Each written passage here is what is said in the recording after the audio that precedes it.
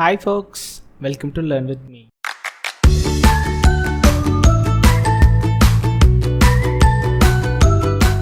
இந்த வீடியோவில் நம்ம என்ன கண்டென்ட் பார்க்க போகிறோன்னா, நம்மளோட ப்ரீவியஸ் வீடியோவில் எல்லாம் எப்படி வந்து லாஜிஸ்டிக் ரிக்ரெஷனை வந்து நம்ம எப்படி பண்ணுறது அப்படிங்கிறது எல்லாமே நம்ம கற்றுக்கிட்டோம். ஓகேயா? அதில் வேறு என்ன எக்ஸ்ட்ராவை கற்றுக்கிட்டோம்? மல்டி கிளாஸ் கிளாஸிஃபிகேஷன் ப்ராப்ளமை எப்படி சால்வ் பண்ணுறதுன்னு கூட நம்ம பார்த்துட்டோம். இந்த இப்போ நான் சொன்ன கண்டென்ட்லாம் நீங்கள் மிஸ் பண்ணியிருந்தீங்கன்னா ஜஸ்ட் அந்த கண்டென்ட் என்னோடய ப்ளேலிஸ்ட்டில் இருக்கும். நீங்கள் போய் ப்ரீவியஸ் வீடியோஸ்லாம் பார்த்துட்டு வாங்க. இன்னும் கொஞ்சம் உங்களுக்கு ஒரு பெட்டர் அண்டர்ஸ்டாண்டிங் கிடைக்கும். ஓகே, இன்றைக்கி வீடியோவில் நம்ம பார்க்க போகிறது என்னென்னா ரெடியூசிங் வேரியன்ஸ் யூஸிங் ரெகுலரைசேஷன். இந்த டெக்னிக் ஆல்ரெடி நம்ம லீனியர் ரிக்ரெஷனில் பார்த்துருக்கோம். லீனியர் ரிக்ரெஷனில் என்ன பண்ணோம், ரிட்ஜ் அண்ட் லாசோ ரிக்ரெஷன் மூலமாக வந்து நம்ம வந்து ரெகுலரைசேஷன் பண்ணி வேரியன்ஸை குறைச்சோம். ஓகே, எப்போ வேரியன்ஸை நம்ம குறைச்சோம்? ஆக்சுவலாக வேரியன்ஸ் இதெல்லாம் அந்த டேர்ம்ஸ் எல்லாம் உங்களுக்கு புதுசாக இருக்குது அப்படின்னா நம்மளுக்கு ஒரு இன்டெப்த்தாக bias and variance trade off அப்படின்னு சொல்லிட்டு ஒரு வீடியோ போட்டிருக்கேன். ஸோ அந்த வீடியோவை நீங்கள் பார்த்துக்கோங்க.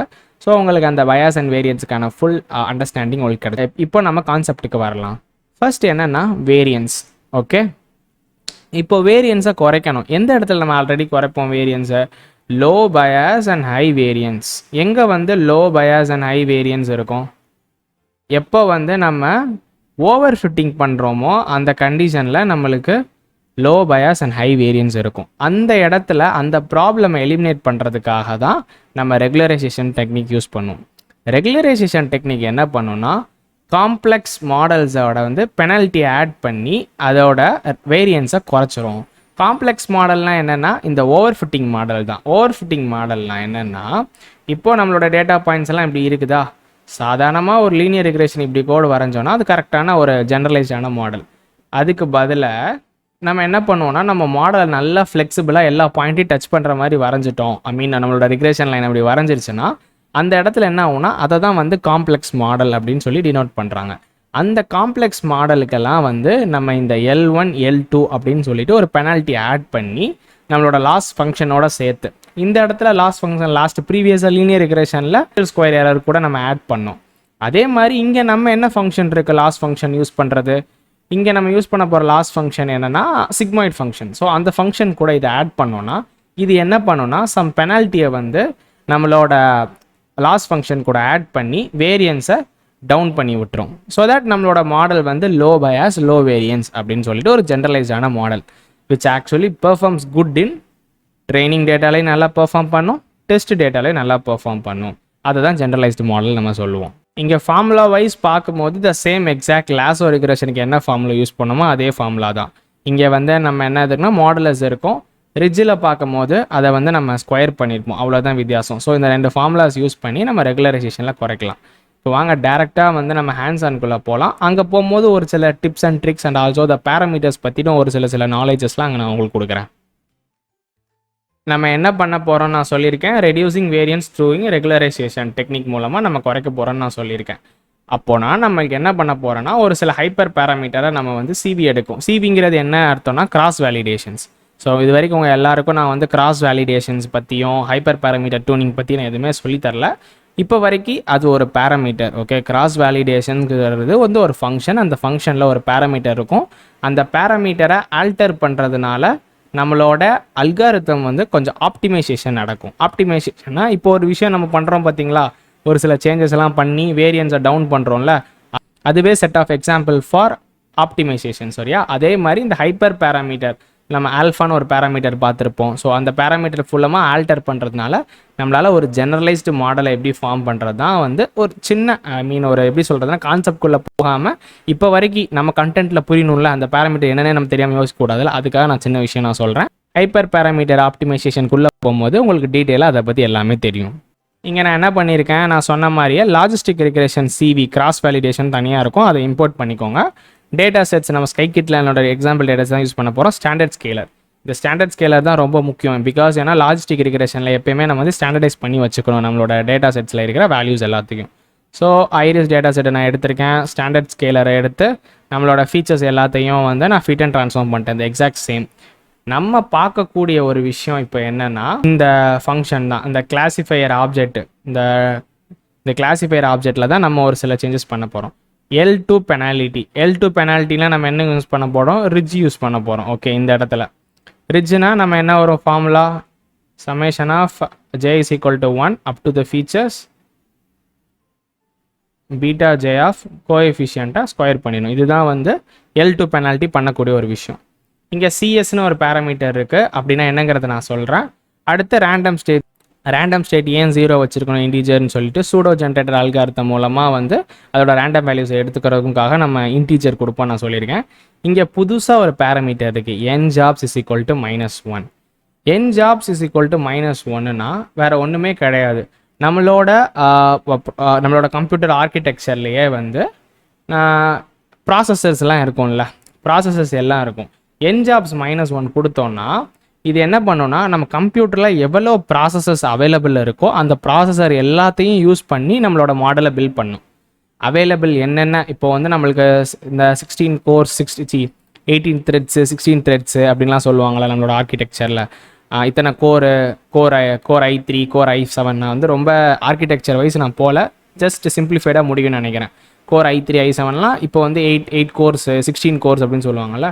இப்போ -1ங்கிறது என்ன அர்த்தம்னா என் கம்ப்யூட்டரில் என்னென்ன கம்ப்யூட்டரோ ஒரு லேப்டாப் என்ன இதில் என்னென்ன எத்தனை கோர்ஸ் இருக்குதோ CORES கோர்ஸ் எத்தனை கோர்ஸ் இருக்கோ அத்தனை கோர்ஸையும் நீ வந்து யூஸ் பண்ணி என் மாடலை பில்ட் பண்ணு. என் கம்ப்யூட்டரில் எவ்வளோ அவைலபிலிட்டி பவர் இருக்கோ எல்லாத்தையும் யூஸ் பண்ணி பண்ணுங்கிறதுக்கு தான் இந்த -1ங்கிற கொடுக்குற பேராமீட்டர். இந்த சிஎஸ்ங்கிற பேராமீட்டர் வேறு ஒன்றும் கிடையாது.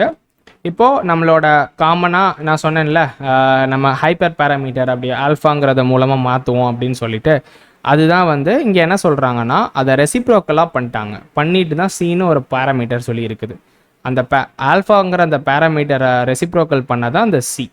இந்த சிங்கிறது எதை ரெப்ரசன்ட் பண்ணுதுன்னா ரெகுலரைசேஷன் ஸ்ட்ரென்த் அப்படின்னு சொல்லிட்டு. ரெகுலரைசேஷன் ஸ்ட்ரென்த்னா இப்போ இந்த சியோட பேராமீட்டர் நம்ம ஜாஸ்தி பண்ணோன்னா என்ன ஆகும்னா நம்மளோட மாடல் வந்து ஹெவிலி பெனால்ட்டியாக அஃபெக்ட் பண்ணும். சரியா? இதுவே கம்மியான வேல்யூ சி கொடுத்தோன்னா நம்மளோட மாடல் லைட்டாக பெனால்ட்டி அஃபெக்ட் பண்ணும். பேஸ்ட் அப்பான் நம்மளுக்கு நிறைய வேரியன்ஸை நம்ம குறைக்கணுமா இல்லை நம்ம மாடல் லைட்டாக வேரியன்ஸ் தான் இருக்குது அதை மட்டும் குறைச்சா போதுங்கிறதுக்கு அதுக்கு ஏற்ற மாதிரி நம்மளோட சி வேல்யூஸ் நம்ம கொடுத்துக்கணும். ஓகே, இப்போது நான் சொன்ன மாதிரி சி பேராமீட்டர் அக்செப்ட் பண்ணோம். சி இல்லைன்னா இங்கே ஒரு சிஎஸ்ன்னு ஒரு பேராமீட்டர் இருக்கா, அந்த சிஎஸ் பேராமீட்டர் என்ன பண்ணோன்னா அது எதை அக்செப்ட் பண்ணோன்னா சம் இன்டீஜர்ஸ் வேல்யூஸையும் அக்செப்ட் பண்ணோம், இல்லைனா வந்து ஒரு ஃப்ளோட் வேல்யூ கூட அக்செப்ட் பண்ணோம் ஆர்கியூமெண்ட்டாக. இங்கே நம்ம என்ன கொடுத்துருக்கோம் சம் இன்டீஜர்ஸ் வேல்யூ. அதை எதை டினோட் பண்ணுதுன்னா அது வந்து ஒரு ஜெனரேட் பண்ணும். எதுனா ஒரு லாகரிதமிக் இப்போ நம்ம இங்கே என்ன சிஎஸ் கொடுக்குறோமோ அது கொடுத்தது வந்து அது வந்து ஒரு லாகரிதமிக் ஸ்கேலை வந்து உருவாக்கும். எதுலேருந்து எது வரைக்கும்னா -10,000 +10,000 வரைக்கும் ஒரு லாகரிதமிக் ஸ்கேலை வந்து அந்த சிஎஸ் வந்து உருவாக்கும். நம்ம இன்கேஸ் ஆஃப் இன்டீஜர் நம்ம கொடுத்துருந்தோன்னா இந்த இடத்துல 10 கொடுத்துருக்கோமா அதுக்கேற்ற மாதிரி அந்த ஸ்கேல் இதாகும். ஓகே, அது மூலமாக ஒவ்வொரு ரெகுலரைசேஷனாக வந்து செக் பண்ணும். ஸ்ட்ரென்த் சிஎஸ் வேல்யூ வந்து ஒவ்வொன்றா கொடுத்து ஆல்டர் பண்ணும். ஓகேயா, இப்போ புரிஞ்சிருச்சா சிஎஸ் பேராமீட்டர்னா என்னங்கிறது? இப்போ இருக்கிற எல்லா பேராமீட்டர்ஸையும் எக்ஸ்பிளைன் பண்ணிட்டேன். லாஜிஸ்டிக் ரிக்ரெஷனில் இருக்கிறது வந்து ஒரே ஒரு ப்ராப்ளம் இருக்குது. Logistic regression CV cross validation சொல்கிறேன். இப்போ இந்த இருக்கிற மெத்தடில் ஒரே ஒரு சின்ன ப்ராப்ளம் என்னென்னா நம்மளால் வந்து எவ்வளோ இது செலக்ட் பண்ணணும் பெனால்ட்டி கொடுக்கணும் அப்படின்னு சொல்லிட்டு நம்மளால் பண்ணுறதுக்கான ஆப்ஷன் கொடுத்துருக்காங்க சி பேராமீட்டரில். இதில் கொடுக்காத ஒரே ஆப்ஷன் அப்படி என்னென்னா நம்மளால் பெனால்ட்டியை வந்து நம்மளால் ஆல்டர் பண்ணி சூஸ் பண்ணுற மாதிரி வைக்க முடியல. என்ன பெனால்ட்டினா இப்போது நம்ம சி வந்து 0, 0.1, 0.5 இது மாதிரி கொடுத்து இதில் பெஸ்ட்டு சி நீ செலக்ட் பண்ணி சொல்லிக்கோ நம்ம கொடுக்குறோம்ல, அது மாதிரி நம்மளால் பெனால்ட்டியை கொடுக்க முடியாது. இப்போ L1 பெனால்ட்டியா L2 பெனால்ட்டியா இதில் எந்த பெனால்ட்டி வந்து கரெக்டாக இருக்குங்கிறத நீ சூஸ் பண்ணிக்கோன்னு சொல்லிட்டு நம்மளால் லாஜிஸ்டிக் ரெக்ரெஷன் சிவியில் கொடுக்க முடியாது. அது one of the disadvantage.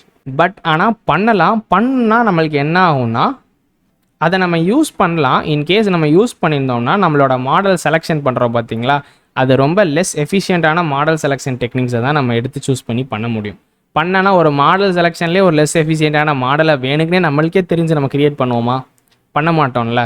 So அதுக்காக தான் வந்து அதில் இருக்கிற ஒரு சின்ன ட்ராபேக்ஸ்ன்னு சொல்லிட்டு நான் அதை பாயிண்ட் அவுட் பண்ண நினச்சேன்.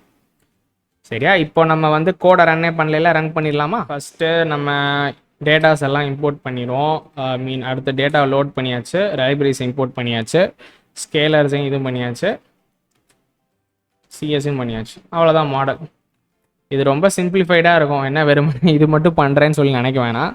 சரி, ஒரு வெறுமனே நான் வந்து தியரியாக மட்டும் எக்ஸ்பிளைன் பண்ணிட்டு போனால் போராக இருக்கும்ல. சம் ஹேண்ட்ஸ் ஆன் பார்க்கணுன்னுக்காக தான் சின்னதாக ஒரு வேல்யூஸாக எடுத்து நான் போட்டு நான் நோட்ஸை வந்து கிட்டப்பில் கொடுத்துக்கிட்டு இருக்கேன். ஸோ அவ்வளோதான் இந்த ரெடியூசிங் வேரியன்ஸ் த்ரூ ரெகுலரைசேஷன்.